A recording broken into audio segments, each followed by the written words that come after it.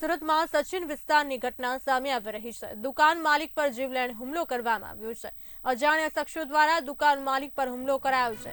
હુમલામાં દુકાન માલિક ગંભીર રીતે ઘાયલ થયો છે। ઇજાગ્રસ્તે સારવાર અર્થે હોસ્પિટલ ખાતે ખસેડવામાં આવ્યા છે। પોલીસે આરોપીની અટકાયત કરી છે। પોલીસ દ્વારા આરોપીઓને સાથે રાખીને ઘટનાનું રિકન્સ્ટ્રક્શન કરવામાં આવ્યું છે। સુરતથી સમાચાર। સુરતમાં સચિન વિસ્તારની ઘટના, દુકાન માલિક પર કરાયો જીવલેણ હુમલો। અજાણ્યા શખ્સો દ્વારા દુકાન માલિક પર જીવલેણ હુમલો કરાયો છે। હુમલામાં દુકાન માલિક ગંભીર રીતે ઘાયલ થયો છે। ઇજાગ્રસ્તને સારવાર અર્થે હોસ્પિટલ ખાતે ખસેડવામાં આવ્યો છે। સચિન પોલીસ સ્ટેશન એરિયામાં એક 2 દિવસ પહેલાના બનાવ હતો।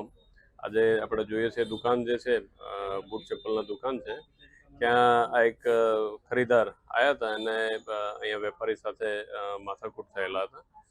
તો એ બાબતે ઉશ્કેરાઈ જઈને અને ઘરે જઈ પછી પોતાના ગાડી લઈ અહીંયા આવી અને વેપારી અને એના દીકરા ઉપર તલવાર વડે હુમલો કરેલો હતો।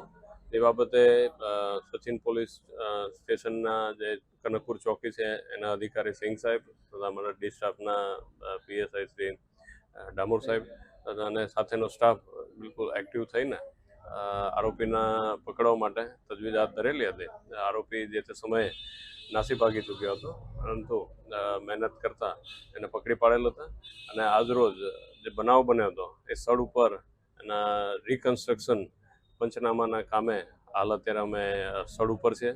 આરોપીએ જે બનાવ બન્યો હતો એના વિગતવાર આપેલા છે કે કઈ રીતના બનાવ બન્યા અને શું કારણે બન્યા અને પહેલાં શું બન્યા અને પછી શું બન્યા છે એના આખા વિગત રિકન્સ્ટ્રક્શન પંચનામા કરીને અમે એકત્રિત કરેલી છે પુરાવા માટે।